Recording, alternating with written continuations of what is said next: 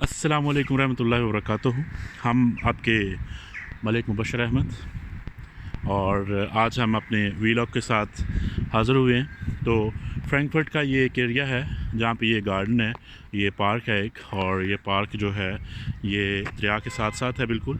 और इस एरिया को एग्जैक्ट जो है वो क्या मेंशन किया जाता है, इसका नाम है गैरबर म्यूलर। वो हम उधर जाएंगे तो आपको नज़र भी आएगा, तो मैं उधर से भी आपको दिखा देता हूँ। तो इस वीलॉग का मकसद जो है वो थोड़ी सी आपके साथ कम्युनिकेशंस करना है, बातें करना है, कुछ मालूमात आपको फ़राहम करना है, कुछ आपसे मालूमात लेना है। तो बात है कुछ ऐसी कि जैसे मैंने पहले भी कहा था कि मौसम बहुत अच्छा है और सब्ज़ा जो है वो इस वक्त आपको हर तरफ देखने को मिल रहा है। और ये यहाँ से आप शिप के साथ जो राउंड्स लगा सकते हैं आप सिटी का, और दरिया के साथ उसकी इन्फॉर्मेशन लिखी हुई है कि आपको वो यहाँ से मिल सकते हैं। शिप की जो राइड्स हैं वो आप ले सकते हो यहाँ से, और ये आपको यहाँ से नज़र भी आएगा। ये लिखा हुआ है, इसका नाम जो है गैबर म्यूलर लिखा हुआ है। ये फ्रैंकफर्ट, और जैसे आपको यहाँ से आपको फिर वही फ्रैंकफर्ट जो यूरोपियन सेंट्रल बैंक है उसकी बिल्डिंग नज़र आ रही है सामने। ये वाला जो एरिया है ये दरिया का, यहाँ से दो पार्ट बनते हैं। एक ये दरिया का पार्ट, ये जो बिल्डिंग्स हैं, इन बिल्डिंग्स के पल्ली तरफ है और एक इस तरफ है। उसकी वजह ये है कि इन्होंने ये पोर्ट बनाया हुआ है, यहाँ पे पोर्ट है एक, और जहाँ पे आगे इस तरफ भी आपको नज़र आ रहा होगा, इस तरफ भी थोड़ा सा मैं नीचे जाके दिखाता हूँ। तो ये बड़ी अच्छी जगह बनी हुई है, और यहाँ पे ये बिजली भी पैदा करते हैं।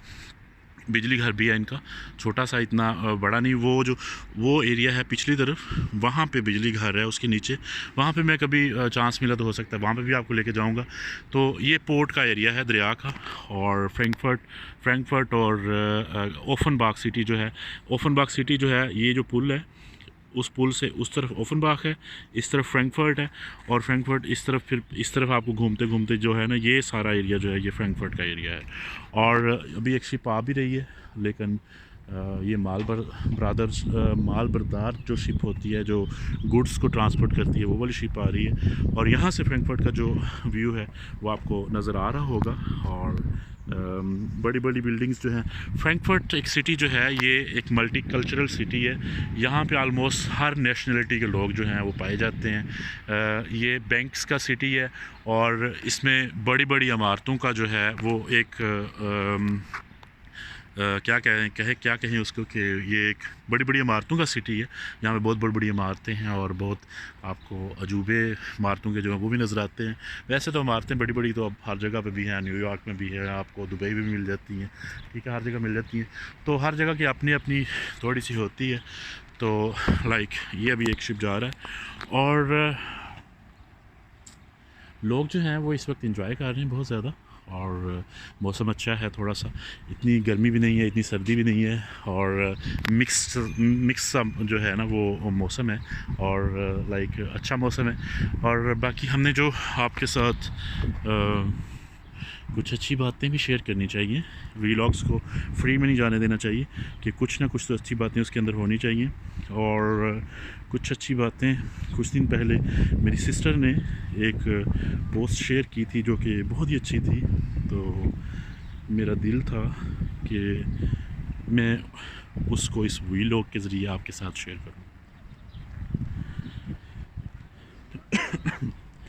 सॉरी। तो वो पोस्ट जो है क्या थी, अच्छी थी और मज़े की। उसके अंदर इन्फॉर्मेशन जो शेयर की गई थी वो बहुत मज़े की थी।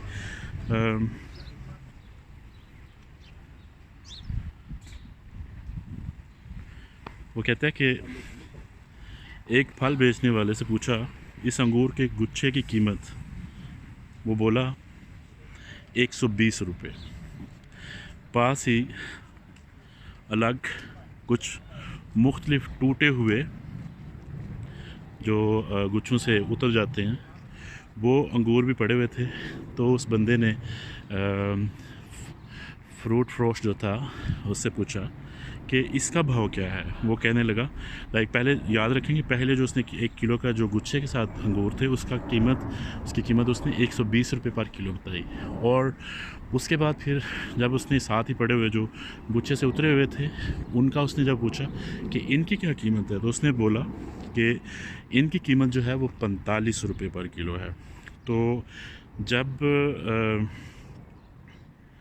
उसने बहुत हैरानगी से पूछा इतना कम दाम क्यों, और वो बोला हैं तो ये भी बहुत उम्दा।